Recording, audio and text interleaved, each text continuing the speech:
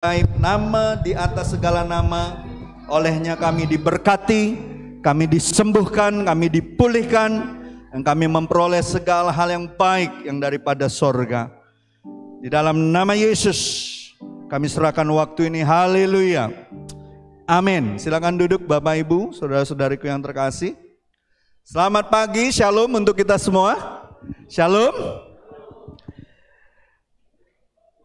Seberapa banyak Bapak Ibu, saudara-saudariku yang terkasih, Tuhan rindu membawa kita masuk lebih dalam lagi di dalam kasih Tuhan. Bukan hanya di dalam pengenalan akan Dia, tapi juga di dalam kepenuhan kasih-Nya. Saya percaya setiap kita yang sudah ditebus dan menjadi milik Kristus, seharusnya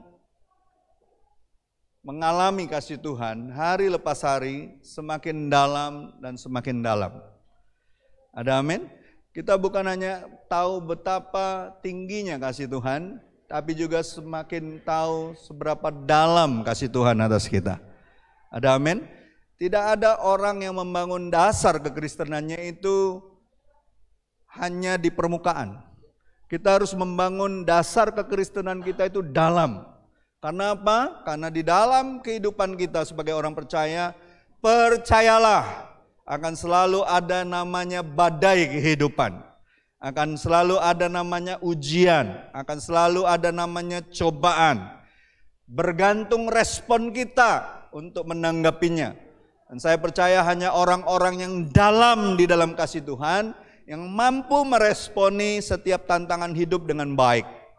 Ya, sampai kita melihat kemenangan sudah Tuhan sediakan di dalam jalan-jalan kita. Bapak Ibu, saudara-saudariku yang terkasih, hari ini saya akan membawa saudara untuk melihat kebenaran firman Tuhan yang terambil dari surat Yudas. Ya. Surat Yudas ini cuma satu pasal. Dan saudara harus tahu bahwa surat Yudas ini bukan ditulis oleh Yudas murid Yesus. Bukan. Yudas di sini adalah Yudas yang adalah saudaranya Yesus.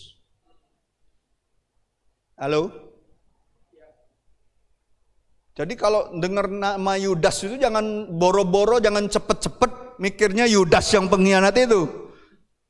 Murid Tuhan yang mengkhianati Tuhan Yesus. Yudas di sini adalah saudara daripada Yesus Kristus. Ya. Dia mungkin saudara jasmani. Ya. Saudara kandung secara manusia. Tapi kalau saudara baca bagaimana Yudas menggambarkan dirinya, saudara akan kaget. Karena apa?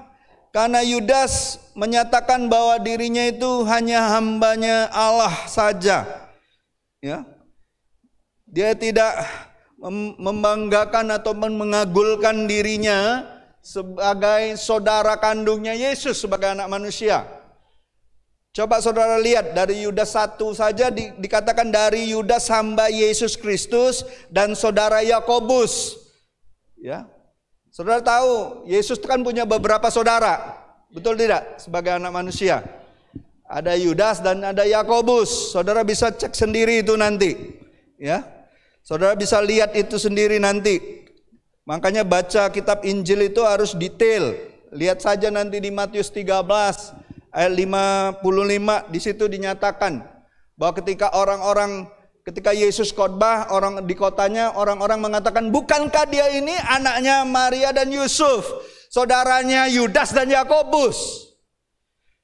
Ya, jadi kita harus detail baca itu. Ya, sebagai orang Kristen kita harus belajar lebih dalam kebenaran firman Tuhan supaya kita mengerti apa yang dimaksudkan firman Tuhan. Dan Bapak Ibu, saudara-saudariku yang terkasih, Yudas dalam suratnya ini itu betul-betul menulis surat ini dengan tujuan yang sangat penting. Terkhususnya dituliskan untuk umat Tuhan, jemaat Tuhan di akhir zaman. Ya, menjelang berakhirnya era gereja, dan kita tahu era gereja itu dimulai dari Pentakosta. Waktu Pentakosta terjadi, umat Tuhan mulai menjadi satu jemaat, menjadi satu gereja. Dan saudara harus tahu, surat ini hanyalah surat satu-satunya yang membahas tentang kemurtatan.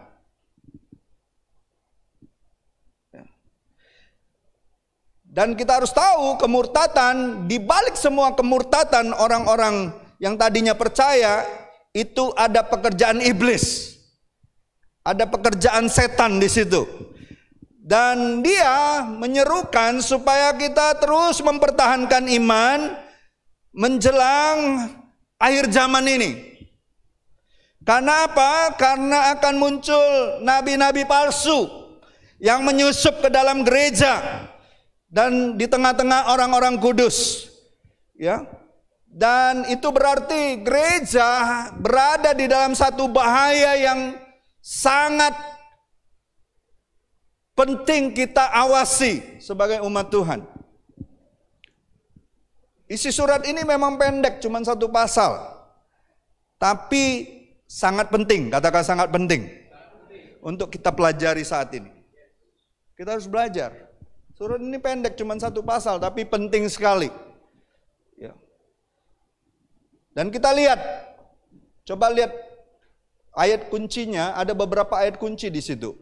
Tapi di pasal Yudas pasal 1 itu ayat 3 itu penting sekali, saudaraku. Sebelum nanti kita masuk ke ayat yang saya akan bahas ini. Ayat 3 itu dikatakan gini, saudara-saudaraku yang kekasih, sementara aku bersungguh-sungguh berusaha menuliskan kepada kamu tentang keselamatan kita bersama, aku merasa terdorong untuk menulis ini kepada kamu dan menasihati kamu supaya kamu tetap berjuang. Jadi jangan jadi orang Kristen itu cuma mengandalkan anugerah Tuhan, semua Tuhan sudah kerjakan. Kita harus berjuang. Tidak menghilangkan perjuangan kita di dalam Kristus. Saya paling tidak suka dengar Injil yang murahan. Yang bicaranya soal berkat, soal semua dikerjakan oleh Tuhan. Jelas-jelas para rasul dan murid-murid Tuhan itu berjuang di dalam hidupnya. Ya.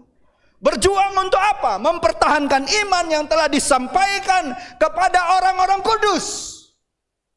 Saudara dan saya itu orang kudus. Dikuduskan oleh darah Yesus. Dan ini tidak main-main.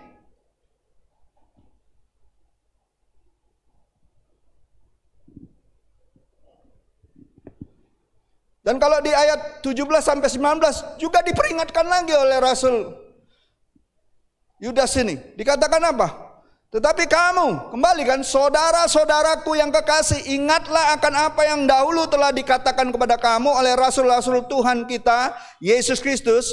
Sebab mereka telah mengatakan kepada kamu, menjelang akhir zaman akan tampil pengejek-pengejek yang akan hidup menuruti hawa nafsu kefasikan mereka. Mereka itu ngapain? Mereka itu mereka adalah pemecah belah yang dikuasai oleh keinginan-keinginan dunia ini dan hidup tanpa Roh Kudus. Jadi betapa pentingnya peran Roh Kudus itu di tengah-tengah kehidupan jemaat Tuhan dan kehidupan pribadi. Dan saya meyakini, walaupun ini cuma satu pasal, Yudas yang adalah saudara Yesus, yang adalah saksi hidup, ya. Dalam surat ini dia memberikan kepada kita strategi untuk bertahan di masa yang sulit, di akhir zaman, di mana penyesatan, guru-guru dan nabi-nabi palsu sedang bergerilya di dalam gereja Tuhan, ya. Dan saya meyakini dari dua ayat ini, ya, yang akan kita baca ini, ayat 21 itu perintah. Halo? Firman Tuhan itu bukan hanya berisi janji, tapi perintah. Ada amin, saudaraku? Mari kita baca dua ayat ini, Yudas 1 ayat 20 dan 21. Sama-sama kita baca, 2, 3. Akan tetapi kamu, saudara-saudaraku yang kekasih, bangunlah dirimu sendiri di atas dasar imanmu yang paling suci, dan berdoalah dalam Roh Kudus. Peliharalah dirimu demikian dalam kasih Allah, sambil menantikan rahmat Tuhan kita Yesus Kristus untuk hidup yang kekal. Ada amin, saudaraku. Ya. Ini strateginya. Dan ada perintah di situ. Ya. Apa maksudnya perintahnya itu bunyinya gini. Peliharalah dirimu dalam kasih Allah. Peliharalah dirimu demikian dalam kasih Allah. Apa itu artinya? Artinya kita memposisikan diri untuk terus di dalam pengayoman kasih Allah. Bukan di dalam ketakutan, kemurkaan, merasa terus-terusan didisiplini, disesah oleh Bapa kita, oleh karena ketidaktaatan kita. Kita harus percaya, kita harus memelihara diri kita dalam ketaatan dan kepatuhan, ya, ketaatan dan kepatuhan kepada firman Allah. Satu-satunya cara untuk tinggal di dalam kasih Bapa, kasih Kristus, adalah kita harus taat dan patuh sama firman Tuhan. Nggak ada cara lain. Mau cara apa? Kasih tahu saya, mau caranya apa kalau tidak tinggal di dalam firman? Kita lihat di Yohanes 15 ayat 9 dan 10. Dikatakan demikian, seperti Bapa telah mengasihi aku, demikian juga aku telah mengasihi kamu. Ini pernyataan siapa? Yesus kan? Dan dikatakan apa? Tinggallah di dalam kasihku itu, jikalau kamu menuruti perintahku, kamu akan tinggal di dalam kasihku. Seperti aku menuruti perintah Bapakku dan tinggal di dalam kasihnya. Jadi bagaimana kita bisa tinggal di dalam kasih Tuhan? Caranya turuti firman Tuhan. Turuti perintah Tuhan. Jangan cuma klaim janjinya. Wah, cuman beberapa orang yang saya dengar bilang amin, yang lain nggak amin ya. Kebanyakan orang Kristen hanya meminta janji Tuhan digenapi. Tapi sulit sekali untuk mentaati, mematuhi apa yang jadi perintahnya. Percayalah, ketaatan itu mendatangkan berkat Tuhan. Berkat itu nggak perlu dicari-cari. Waktu kita taat sama firman Tuhan, maka berkat Tuhan, berkat jangan konotasinya uang terus ya. Jangan materi terus. Berkat itu berbicara apa? Banyak hal. Segala yang baik yang datangnya dari sorga, itu berkat.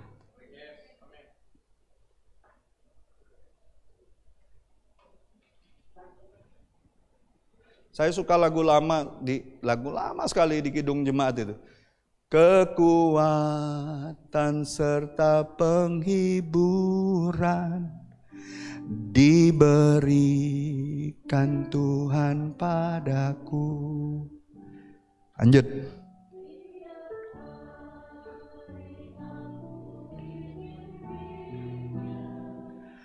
Tiap jam. Refnya, dan sesuai dengan hikmat Tuhan diberikan apa yang perlu, suka dan berita bergantian. Apa? Perkuat imanku.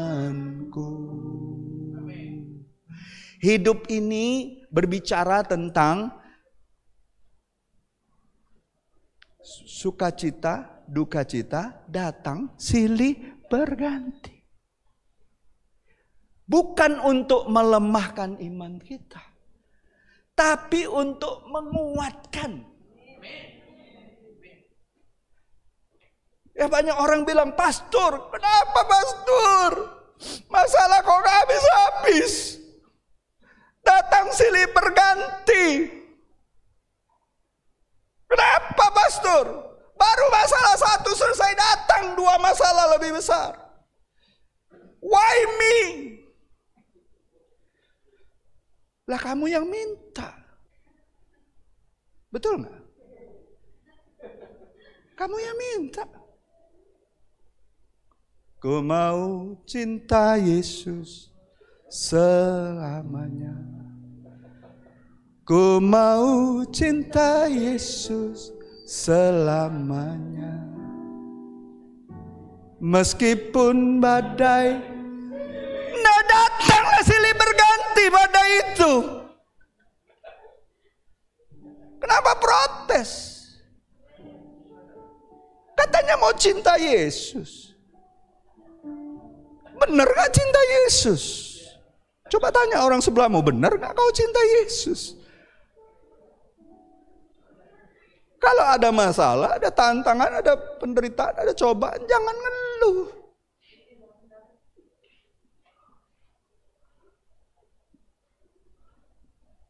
Ngeluh aja terus. Padahal kau sendiri yang minta. Iya kan? Apa mau dihapus itu refnya? Mau kita hapus itu lagu itu? Ah nggak enak lagunya.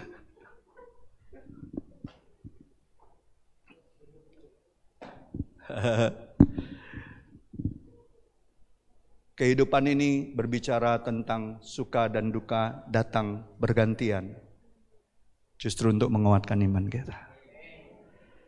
Strateginya cuma satu, tinggal di dalam firman Tuhan. Tinggallah dalam firman Tuhan. Jangan lari kemana-mana, tinggallah dalam firman Tuhan. Ya. Dan kita lihat dari 2 ayat tadi, saya mau bagikan ada 3 nasihat untuk memelihara kita dalam kasih. Dalam kasih Allah tentunya.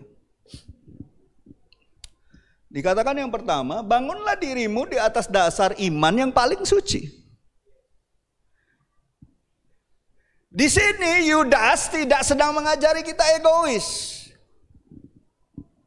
Dikatakan bangunlah dirimu, kan diri kita kan? Berarti pribadi dong. Betul tidak? Bangunlah dirimu di atas dasar iman yang paling suci. Coba lihat di ayat 22-23-nya, dikatakan apa? Tolong dibaca satu orang.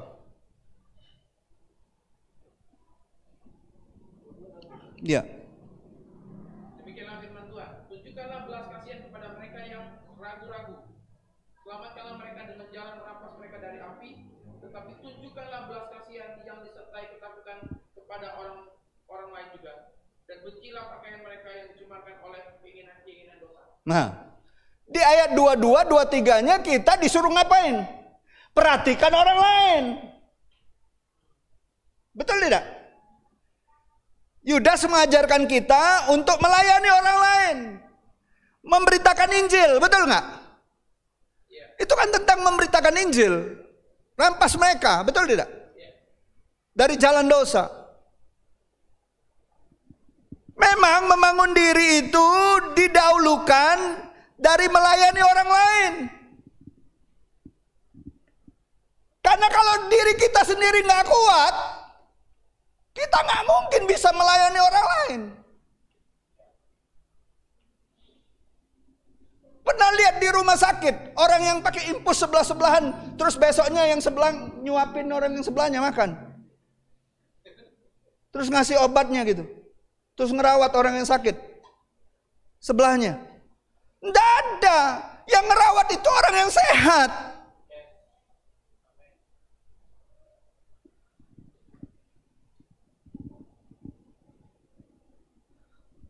Nggak mungkin kita bisa melayani orang lain kalau diri kita sendiri belum dibangun.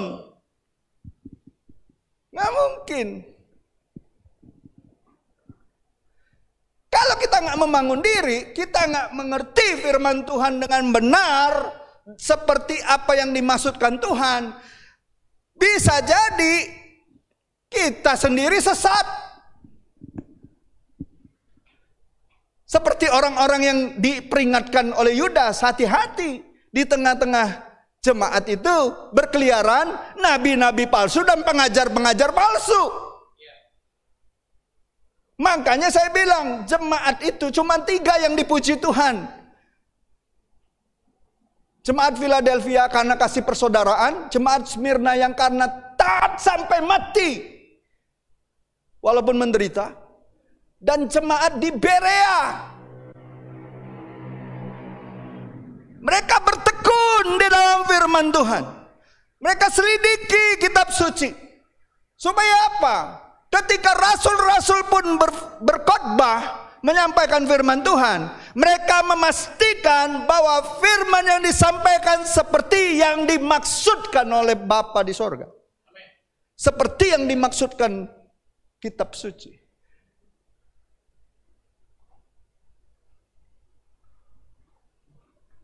Jadi bukan perkara main-main. Firman Tuhan gak cukup kita cuma dengar 1 kali seminggu. Setiap hari kita harus selidiki firman Tuhan. Karena apa? Kalau kita sendiri gak kuat, kita sendiri sesat dengan pemikiran kita. Jangan-jangan ketika kita ngajarin orang untuk ngikutin Tuhan, jalan kita sesat. Makanya Tuhan bilang apa sama orang-orang ahli Farisi? Kau orang buta menuntun orang buta. Kejeblos dua-duanya. Kau menjadikan satu orang, kau seberangi laut, membuat mereka bertobat, tapi kau membuatnya menjadi lebih jahat daripada dirimu. Kerjaannya menghakimi saja. Mengerikan.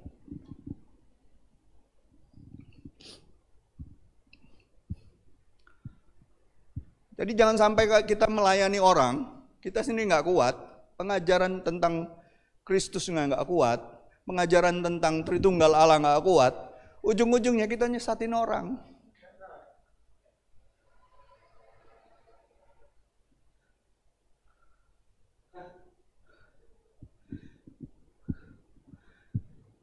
Disinilah kebanyakan orang Kristen kurang untuk membangun dirinya sendiri. Tetapi mau melayani orang. Mau layani orang, bangun dirimu sendiri. Halo? Pengenalanmu akan Tuhan harus kuat. Hendaklah kamu kuat-kuat di dalam Tuhan. Efesus 6 ayat 10. Halo? Kita harus kuat di dalam pengajaran dasar-dasar kekristenan. Siapa itu Yesus Kristus sebagai Tuhan dan Juru Selamat kita? Apa itu jalan salib? Mengapa kita menyembah Allah di dalam Trinitas? Itu harus kuat kita. Jangan sampai nanti pengajaran kita pun nyesatin orang. Banyak sekarang hamba-hamba Tuhan pengajarannya aneh-aneh. Ya. Kita nggak boleh ekstrim ke kiri atau ekstrim ke kanan. Kita harus balance di dalam kekristenan kita. Kita nggak cuma untuk melayani orang, tapi kita harus terus bangun diri kita. Begitu juga sebaliknya, jangan terus-terusan bangun diri, tapi nggak ngelayanin orang, nggak bisa juga. Yang Alkitabiah itu dua-duanya harus kita kerjakan berbarengan. Ada amin saudaraku? Kerjakan, bangun diri kita, ya. Tapi juga layani sesama kita. Pulpit komentari katakan ini. Tolong. Mana slide-nya?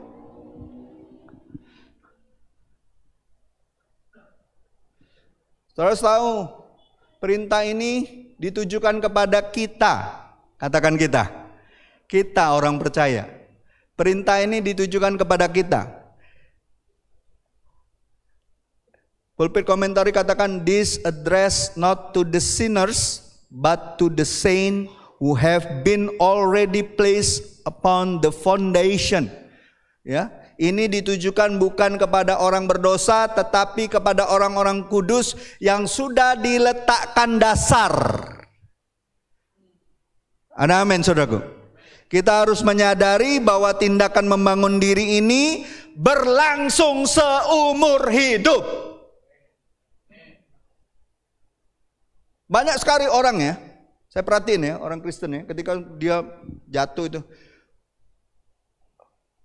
ngomongnya gini, dulu saya pastor bisa doa sampai kesian, ikut ini, ikut pelayanan ini, ikut. Tapi sekarang dia berkelimbangan dosa. Pertanyaannya, kok kamu bangga dengan perkara yang dulu? Apa yang mau kamu banggakan? Yang harusnya kita terus kerjakan, membangun diri kita seumur hidup. Kebanggaan kita cuma Kristus, bukan apa yang kita alami. Halo, bukan pelayanan kita, bukan hal-hal yang kita bisa achieve dalam hidup ini, bukan. Yang harus kita bangun terus adalah Kristus di dalam kita, makin nyata enggak? Itu yang harus dibangun. Untuk apa nanti sampai terjadi nanti Matius 7 ayat 22 sampai 24 teriak-teriak nanti sama Tuhan, Tuhan aku udah lakukan ini, Tuhan nggak impress. Tuhan bilang aku nggak kenal kamu. Kamu sekalian pembuat kejahatan. Enyah dari hadapanku. Oh itu udah ngeri tuh kalau sudah hari terakhir kayak gitu, nggak ada lagi turning back, nggak ada lagi kesempatan. Sekaranglah waktunya terus membangun diri kita di akhir zaman ini. Dan sekaligus juga melayani sesama kita. Amin. Harus balance, dua-duanya harus dikerjakan. Pertanyaannya, apakah saudara adalah orang Kristen yang puas dengan iman saudara saat ini? Apakah saudara puas dengan pengurapan yang saat ini mungkin sudah terhenti?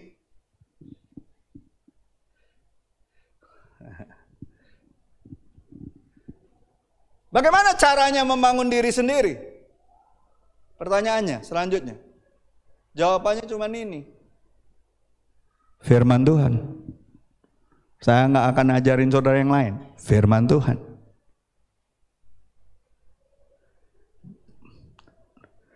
Jawabannya cuma firman Tuhan. Kenapa cuma firman Tuhan? Mari kita lihat ayat selanjutnya. Kisah Para Rasul 20 ayat 32 katakan gini, dan sekarang aku menyerahkan kamu kepada Tuhan. Dan kepada siapa?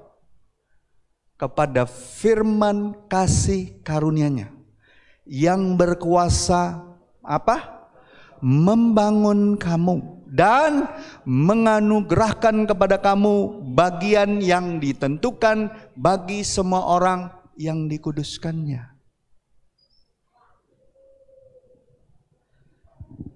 Satu-satunya cara untuk terus membangun di atas dasar iman yang paling suci adalah ketika kita hidup di dalam firman-Nya.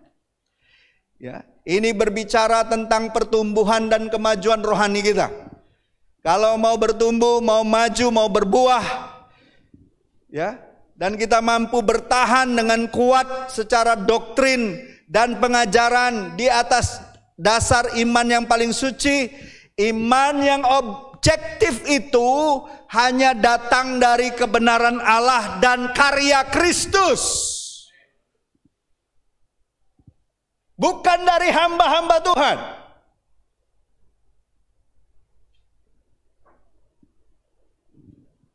Hamba Tuhan bisa salah khotbah, bisa salah ngajar.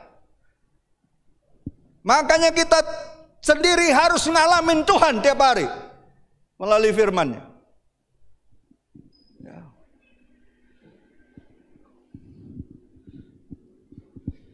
Kita harus bertumbuh dari mana? Dari anak-anak menuju kepada kedewasaan, ya, orang muda, lalu secara rohani kita akan menjadi bapak-bapak rohani suatu saat.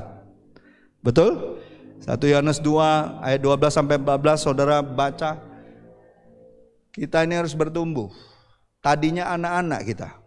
secara rohani. Hanya minum susu. Tapi ketika kita bertumbuh, makanan kita makin hari makin keras. Betul tidak? Nggak mungkin kita terus-terusan dari kecil susu sampai seumur ini terus susu. Itu pasti ada kelainan. Harus bertumbuh. Ya. Jadi Bapak Ibu, saudara-saudariku, proses pengudusan kita di dalam iman yang paling suci itu hanya terjadi melalui firman Tuhan. Oleh karena itu, enggak bosan-bosannya saya terus mengingatkan kita semua, termasuk diri saya sendiri. Rajinlah dan tekunlah membaca, merenungkan, melakukan, serta menceritakan kebenaran firman Tuhan. Baca, membaca, merenungkan, melakukan, menceritakan, 4M itu. Saudara ingat aja, tiap hari saya butuh membaca firman Tuhan, merenungkan firman Tuhan, melakukan firman Tuhan. Lalu ketika kita mengerti, ketika kita ngalamin Tuhan, ngalamin sesuatu yang kita kerjakan itu, sesuatu yang memberkati hidup kita, ceritakan sama orang. Saksikan tentang kebesaran Tuhan. Percayalah, imanmu akan terus bertumbuh. Imanmu akan terus terjaga pada dasar yang paling suci. Tidak gampang terkontaminasi. Amin. Tidak gampang digoyangkan oleh pengajaran-pengajaran yang sesat. Karena kita ngalamin. Itu yang pertama. Yang kedua,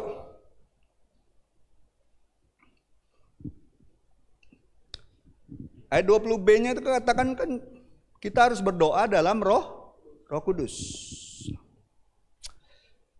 Bila kebenaran firman Tuhan memberikan kita pengetahuan rohani, doa memberikan kita kehidupan rohani. Makanya gak bisa dipisah. Baca firman dengan berdoa itu gak bisa dipisah. Baca, renungkan, lakukan, menceritakan, gak bisa dipisahkan dari doa. Kenapa? Karena doa itu memberikan kehidupan rohani. Berapa banyak kita sering mendengar doa adalah nafas hidup orang percaya. Lah kalau orang Kristen nggak suka berdoa, berarti dia sudah napasnya tinggal satu-satu. Tinggal nunggu mati aja itu. Secara rohani.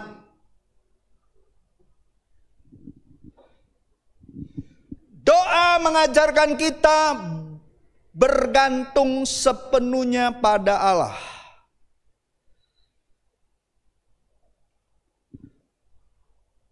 Bukankah Yesus ketika dia tahu waktunya tiba mau disalib, apa hal yang paling utama prioritas dia dikerjakan?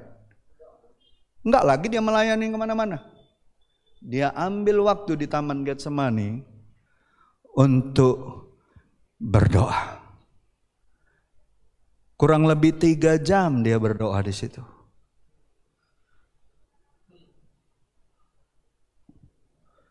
Murid-muridnya belum 1 jam sudah ketiduran semua. Coba tanya sebelahmu, benar nggak? Belum sejam kau kadang-kadang ketiduran kalau doa.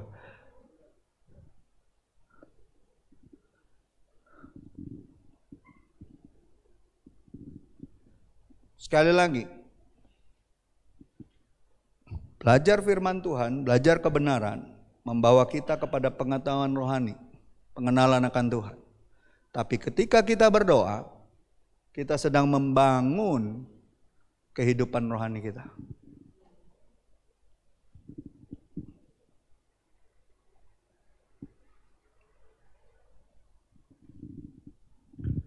Jadi saudara harus tahu, kalau saudara bertekun tiap hari berdoa, saudara bukan hanya orang Kristen yang berdoa, saudara orang Kristen yang membangun.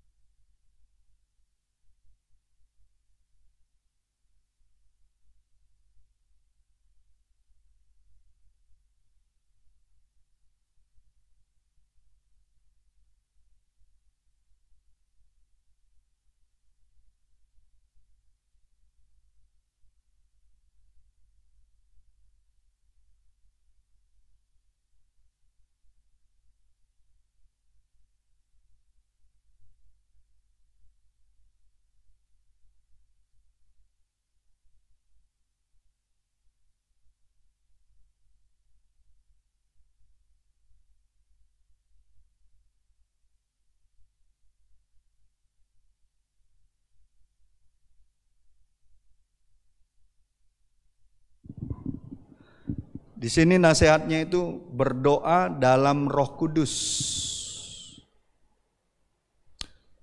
Itu artinya apa? Apa berdoa dengan bahasa roh terus? Enggak.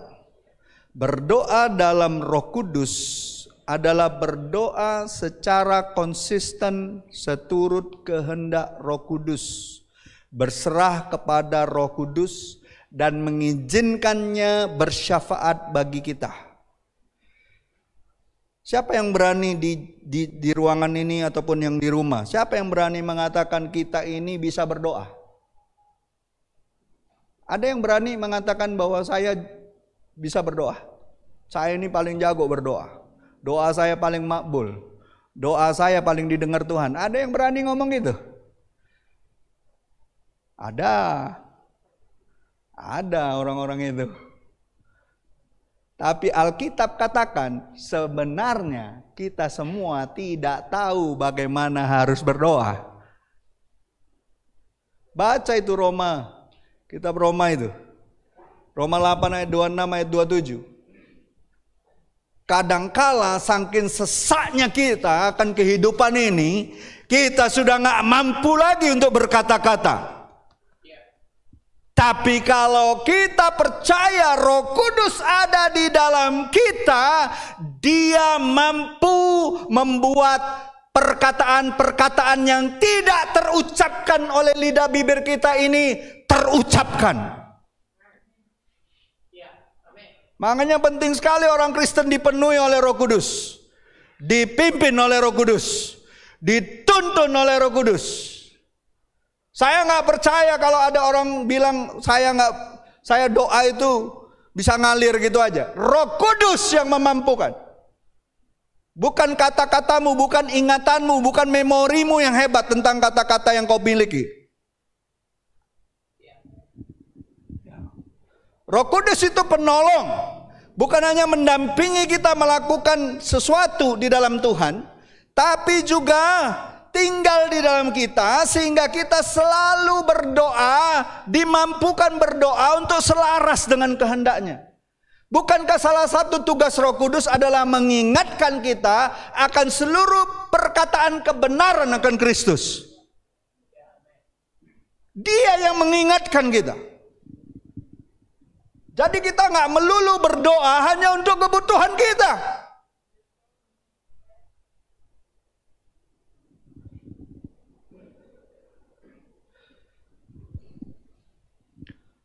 Lanjut.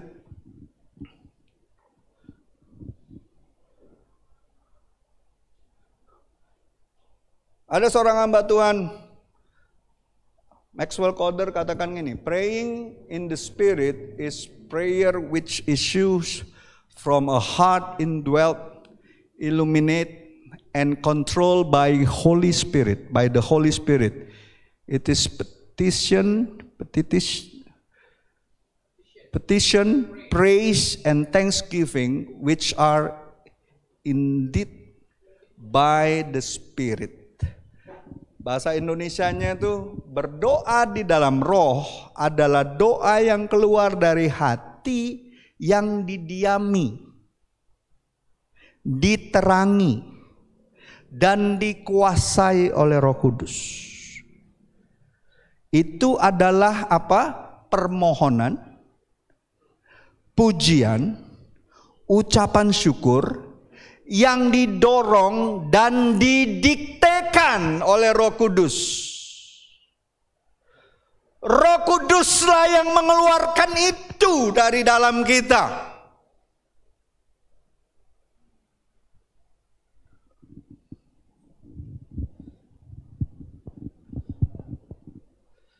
Jadi Bapak Ibu, saudara-saudariku yang terkasih, tanpa pertolongan Roh Kudus sebenarnya kita tidak bisa berdoa. Ya, kita dapat menyusun kata-kata menjadi doa, tetapi hanya Roh Kudus yang mampu memberikan perasaan, dan tanpa itu doa hanyalah ocehan yang dingin dan pembicaraan yang mati. Cuma Roh Kudus yang bisa memberikan perasaan yang tergugah untuk selaras dengan kehendaknya.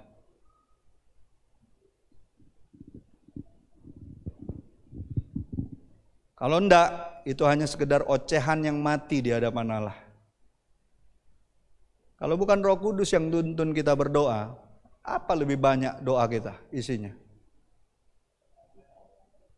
Minta saja, ngeluh saja, marah, kecewa, betul? Nuntut sama Tuhan, betul?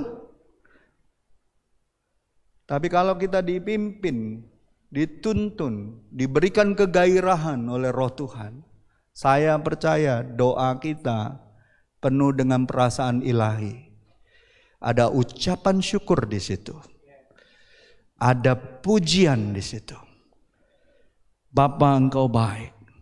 Aku mengucap syukur untuk segala sesuatu yang terjadi dalam hidupku.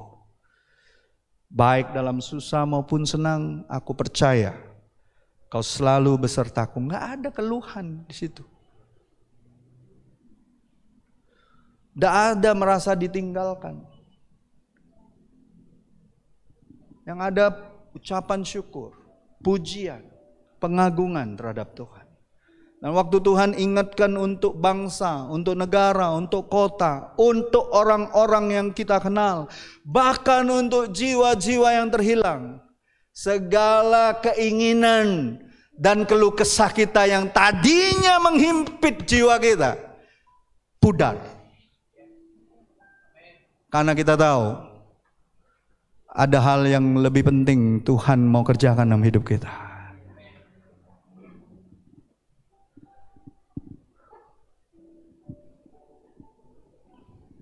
Bapak Ibu, saudara-saudariku yang terkasih, oleh karenanya saya mau mengajak kita semua, mari di awal doa kita, mari selalu minta pimpinan Roh Tuhan, Roh Kudus. Bapa, aku minta Roh-Mu untuk memimpin, untuk menuntun, untuk memampukan aku berkata-kata dengan benar, berdoa seturut dengan kehendak-Mu, dan bersedia untuk menjadi jawaban dari apa yang kudoakan. Loh, kalau Tuhan suruh kita lakukan setelah kita berdoa, kita ngomong gini, Tuhan, tolong tetanggaku yang sebelah itu Tuhan, kelaparan, kedinginan, makan aja susah. Selesai doa, Tuhan taruh di dalam hati kita, kau yang harus ke situ, kasih makan dia, kasih minum dia, berkati. Loh, kalau kita nggak doa untuk bersedia untuk dipakai bagi jawaban Tuhan, doamu cuma doa lip service, cuman di lidah, di bibir. Bilang sama orang sebelahmu, kadangkala jawaban doa untuk orang yang kita doakan adalah dirimu sendiri.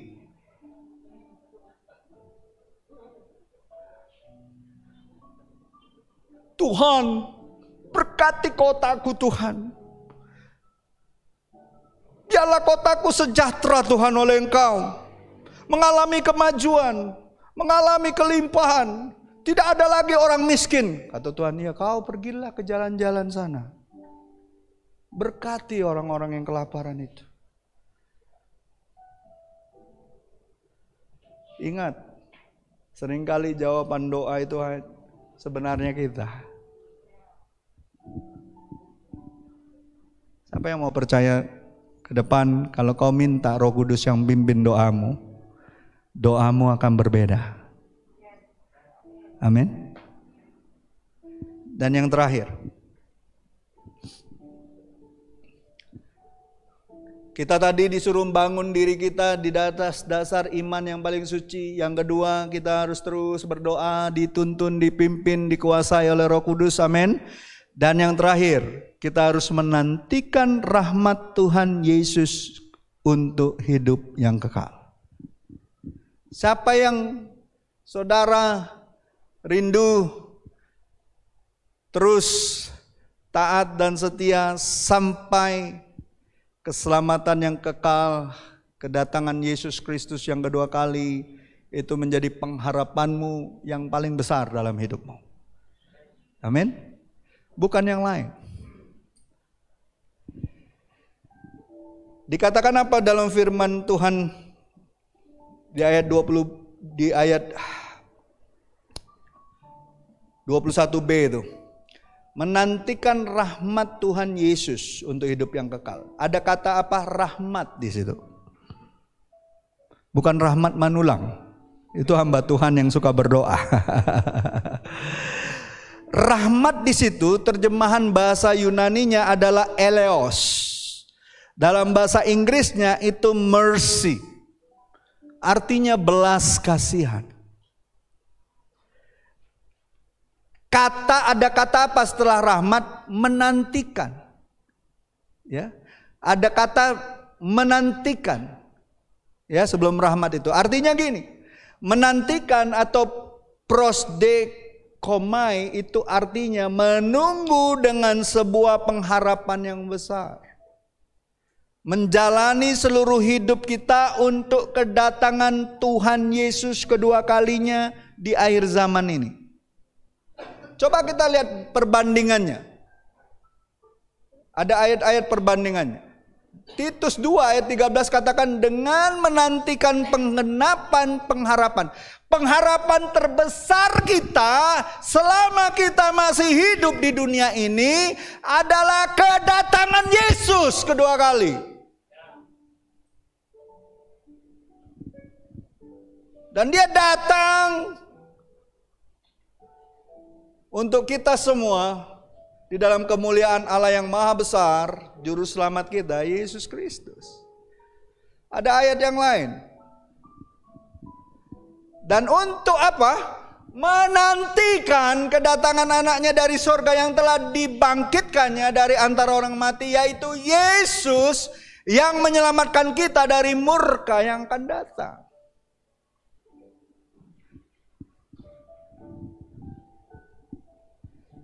Kalau pengharapan-pengharapan yang sementara di dunia ini gak usah terlalu diharapin lah. Pengharapan kita harusnya yang kekal. Ya boleh sih punya pengharapan di dunia ini, tapi jangan itu tujuan utama kita. Beritakan kabar baik, kerjakan bagian kita, amanat agung. Itulah yang akan mempercepat pengharapan kita kedatangan Yesus untuk datang kedua kalinya. Injil harus diberitakan sampai ke ujung-ujung bumi. Barulah sampai kesudahannya. Dia akan datang. Tapi kenapa ya? Perintah itu udah 2000 tahun lebih belum digenapi. Belum tergenapi. Karena masih banyak orang Kristen yang memiliki pengharapan bukan tertuju kepada kedatangan Yesus kedua kalinya.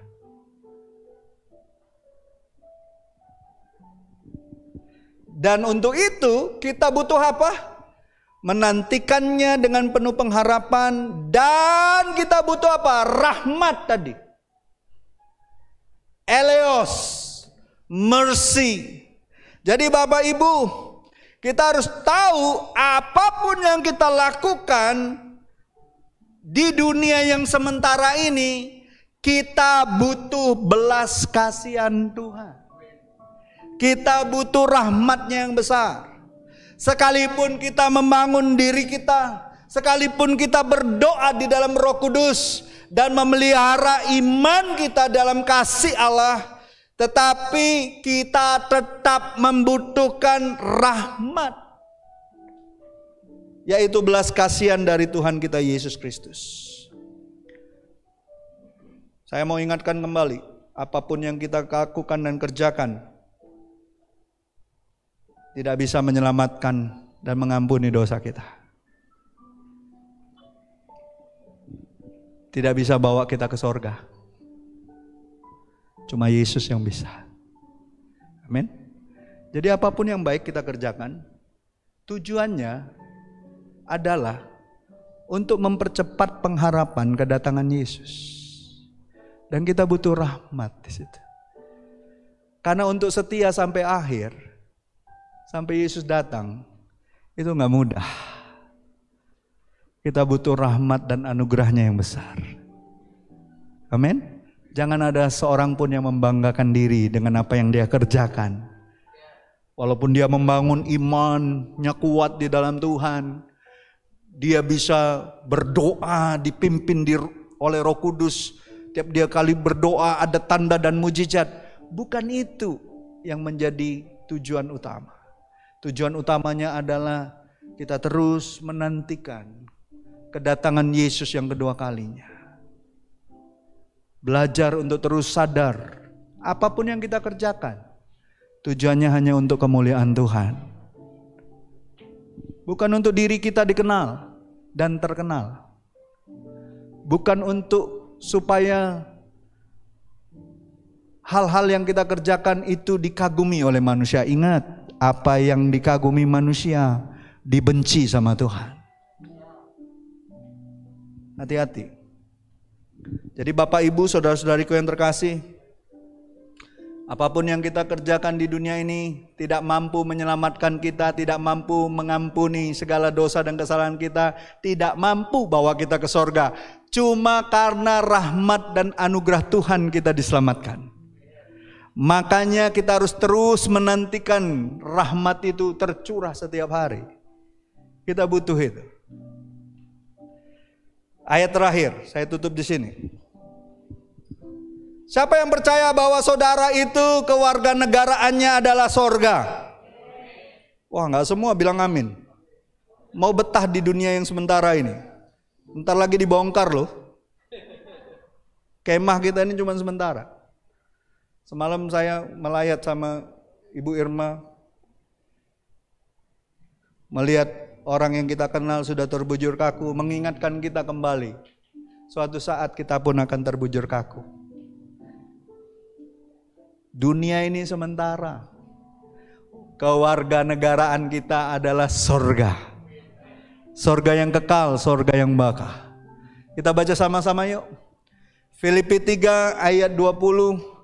Karena kewarganegaraan kita adalah sorga.